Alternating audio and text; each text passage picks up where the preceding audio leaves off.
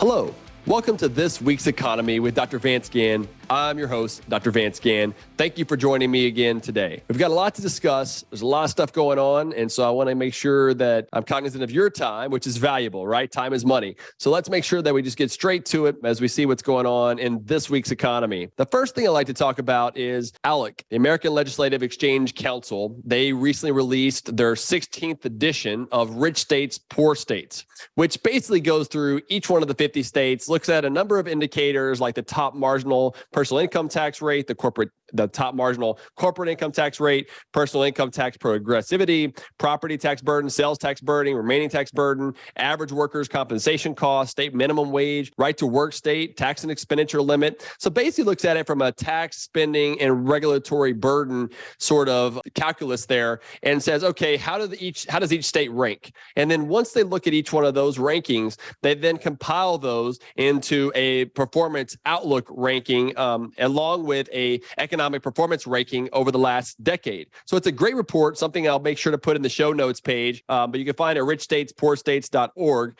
This is the 16th edition. And what it shows is that the number one state, looking at economic outlook rankings for 2023, Utah's number one, North Carolina's number two, Arizona number three, Idaho number four, Oklahoma number five. Other states that you might think would be up there is Florida at number 9, Tennessee number 11, Georgia number 12, and Texas number 13. Those are some of the other bigger states in the economy. Also with no personal income taxes, things of that nature. A lot of those tend to be up near the top, as you would expect. But they also have less government spending, which is a key part. Remember, essentially, government spending is taxation, especially when it comes to the state level and even at the federal level as well. Because whether you're paying for taxes today or in the future, you're still going to be paying higher taxes with that additional increase in government spending. Louisiana, which of course I do a lot of work on, it ranks 26th, so they're at the bottom half of the pack. So they've got some work to do in their economic outlook rankings. But again, as you might expect, the big states that are more progressive, blue states, also rank near the bottom. So 45th is California, 46th Illinois, 47th New Jersey, 48th Minnesota, 49th Vermont, and 50th, dead last, New York. And so that shows you how they're ranking overall. And then you say, okay, but how have they actually done, with their ranking? I mean, that's important and it goes off all those variables, but how have they actually done? The economic performance ranking, looking at actual data from 2011 to 2021, state gross domestic product, absolute domestic migration, and non-farm payroll. So where are people moving with their feet, right? Incentives matter. How's the economy growing? And are people getting jobs? I think those are all key important indicators here. And for their performance ranking over that decade, Florida ranked number 1. Number 2 was Utah. Number 3, Arizona. Number 4, Idaho. Number 5, Colorado. Number 6, Washington. Number 7, Texas. Number 8 is Georgia. Number 9, South Carolina. Number 10, North Carolina. So again, a lot of the ones with more limited government, lower tax burdens, less government spending, and less amounts of regulation really lead the way. Whereas at the bottom of the pack, so other big states, California ranked 18th. Let's see, you also have New York was 31st. You also have, and then ranked dead last is Louisiana. Louisiana has a lot of work to do when it comes to its tax, spending, and regulatory climate to really help to improve their economic output and everything else. This goes through each one of the states. So if you want, go and check out the Rich States, Poor States, and I think you'll really like what you see and can kind of go through why each state is ranking the way that they are. So go ahead and check that out. And the next thing that I wanted to talk about on the states portion here was that regulations matter in the states. There's House Bill 2127 in Texas, which is by Senator Creighton, Chairman Creighton, and Chairman Burrows. They're the two authors in the Senate and the House. And basically, this is a preemption bill for local regulations. So it stopped the patchwork quilt of regulations in each one of the localities across the state and have more of a consistent regulatory climate for businesses to do business with, instead of having this increasing cost of not knowing the uncertainty of where you're going to be and everything else. And so I think this is a good bill. It's one that I think should be done because look, in Texas, where you tend to have the sea of red, I think I've talked about before, but you have these blueberries in a sea of red, the blue, more progressive localities of Austin, Houston, Dallas, San Antonio, and those places have a lot more regulations than the other places. And we need some way to have a consistent amount of regulations across the state. And this is what House Bill 2127 is doing. A lot of small businesses also think it will help them. So I think this is a good step in the right direction of getting the regulatory out of control situation of these local governments to really rein that in.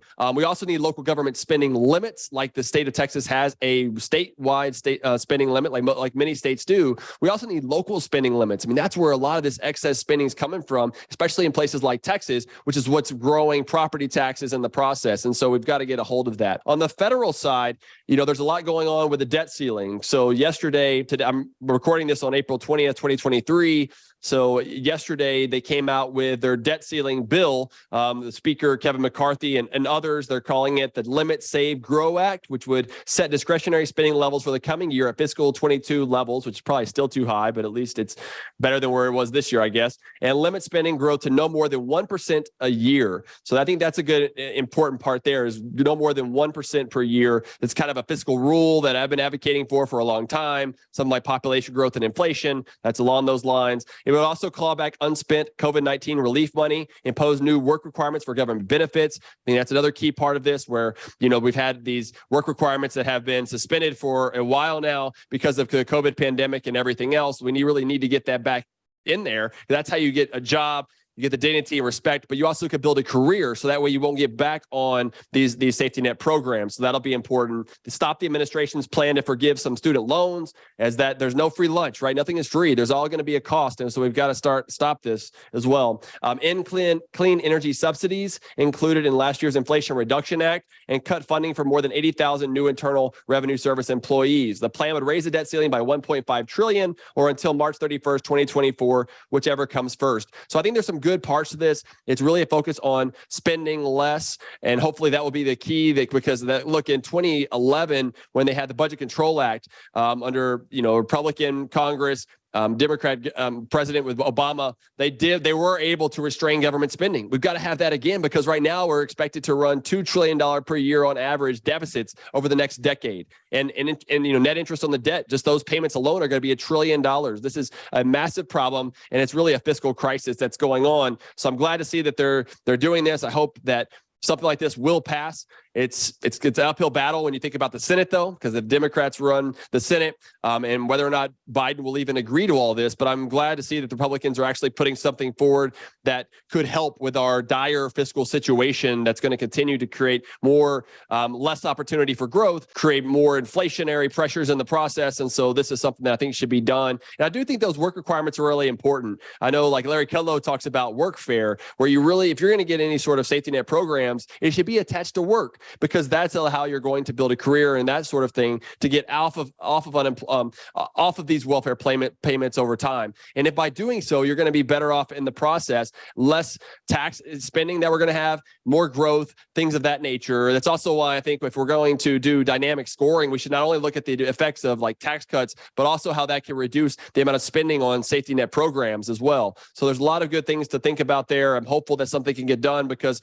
look, I mean, in January is when we hit the debt ceiling, the federal level, $31.4 trillion. We're above that now. So they're using other maneuvers in order to do that. Treasury is, but I think by July is whenever they really say that they're going to have a problem. I think it's already a problem, but that's when they're really talking about it'll hit. And then personally, this week I was in D.C. I went and testified before the U.S. House Ways and Means Committee, where I talked about the fiscal crisis that we're in, a massive $31.4 trillion plus the debt that we have, which is $95,000 per American, or about $250,000 per taxpayer, just a massive cost to the economy and people in general. But also looked at the Inflation Reduction Act that was passed last year in August, and how it's been underestimated. The costs have been, initially CPO said it was going to be about $400 billion, $391 billion, I believe it was.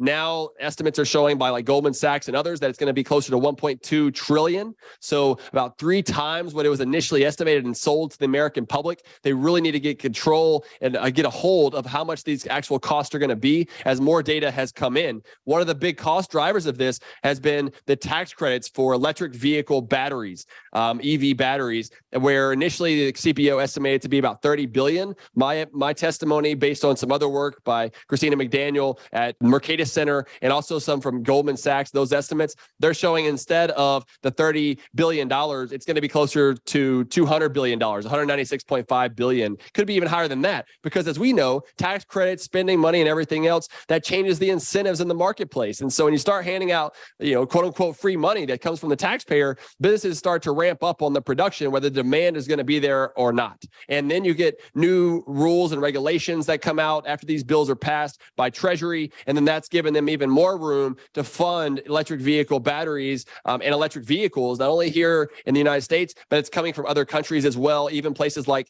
China. So there was a big discussion about China and everything else. I'm a free market guy, so I like to see wherever it's going to be the lowest cost comparative advantage. But we've also got to understand that some of these countries aren't very friendly to us at the same time. So why are we sending our taxpayer dollars there? It's one thing if we want to do it voluntarily. It's another thing whenever they want to force us to use these monies of the taxpayer out of the private sector to give to other countries. That doesn't seem like a good situation. And then finally, I have a piece in the Daily Caller, which I'll make sure to put in the show notes page, about school choice, the school choice revolution that's going on, and that it's helpful for the economy, students, parents, and teachers to where we can empower parents throughout this process so they could do what's best for their kids. Kids could get a better education, they get better paying jobs, we could be more productive in the future. So it's also an economic boon at the same time. So there's some states that have already been doing this. 4 states this year have moved to more universal school choice. 2 last year, about 10 states now have ESAs, education savings accounts, but we need these to continue to happen across the states, because if not, these states will be left behind. Not only their students, which is the main thing here, but also their economies as well will be left behind as these other states continue to grow at a faster pace, be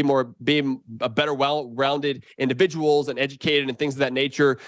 Texas looks still like it has an uphill battle to get this done, but I'm hopeful that they will. But I'm hopeful also that Louisiana and other states will look at what's happening in other states, not get left behind in the process. So we got states going on, some look at with the regulatory situation and other things that's happening across the states, the ALEC, rich states, poor states. We got the federal debt ceiling, what's going on with work requirements, and the overall less spending is the key point there. My testimony before the U.S. House Ways and Means Committee on the Inflation Reduction Act's excessive costs that I hope that they can reestimate and maybe even pull some of that back. And then my piece in the Daily Caller on school choice. Thank you for joining this week's Economy. I hope you have a prosperous day.